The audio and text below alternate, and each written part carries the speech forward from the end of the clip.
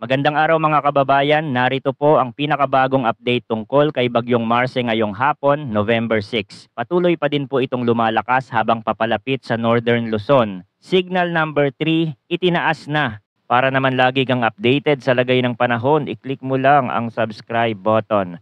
Ngayong hapon ang sentro ng Typhoon Mars ay namataan sa layong 295 kilometers. Silangan ng Apari, Cagayan, taglay nito ang maximum sustained winds na umaabot sa 150 km per hour malapit sa sentro at bugso ng hangin na umaabot sa 185 km per hour. Patuloy itong kumikilos ng mabagal sa direksyong northwest at ang malalakas na hangin ay umaabot hanggang 680 kilometers mula sa gitna ng bagyo. Inaasahang kikilos si Marce pakanluran, hilagang kanluran ngayong araw November 6 habang bumabagal sa Philippine Sea, silangan ng Northern Luzon. Sa forecast track, inaasahang lalapit o maglalandfall ito sa Babuyan Island o hilagang bahagi ng mainland Cagayan mula Thursday ng hapon hanggang Friday ng madaling araw November 8. Maaaring lumabas si Marce ng Philippine Area of Responsibility sa Friday ng gabi. At patuloy pa din nga itong lalakas, maaabot nito ang peak ng intensity bago ang posibleng paglandfall nito sa Babuyan Island o Cagayan. Dahil dito itinaas na ang Tropical Cyclone Wind Signal number 3, hilagang silangang bahagi ng mainland Cagayan. Ang mga lugar na ito ay inaasahang makakaranas ng malalakas na hangin sa loob ng 24 hours na may bilis na 89 to 117 km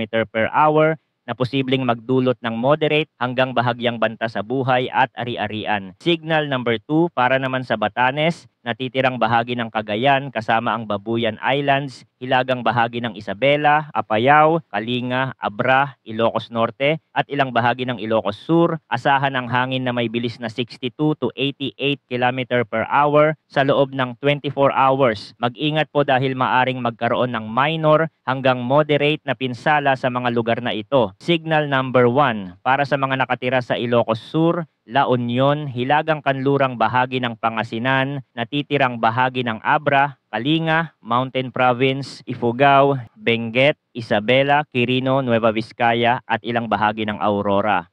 Ang mga lugar na ito ay inaasahang makakaranas ng malalakas na hangin sa loob ng 36 hours na may bilis na 39 to 61 kilometers per hour na posibleng magdulot ng minimal hanggang bahagyang banta sa buhay at ari-arian. Sa weather advisory na inilabas ng Pag-asa, ang mga wind signal na itinaas ay nagbibigay babala sa mga lugar na posibleng makaranas ng malalakas na hangin. Ang mga coastal at upland na lugar na nakaharap sa direksyon ng hangin ay maaaring makaranas ng mas malalakas na bugso. Ngayong araw, posibleng maka-experience ng malalakas na hangin ng Ilocos Region, Quezon, Camarines Norte, Camarines Sur at Catanduanes. Bukas, Thursday, November 7, mararanasan din ito sa Ilocos Sur, La Union, Pangasinan, Aurora, Zambales, Quezon at Catanduanes. Sa Friday naman sa Ilocos Region, Isabela, Aurora at Zambales. Itinaas na rin ang gale warning sa mga baybayin ng Northern Luzon at silangang baybayin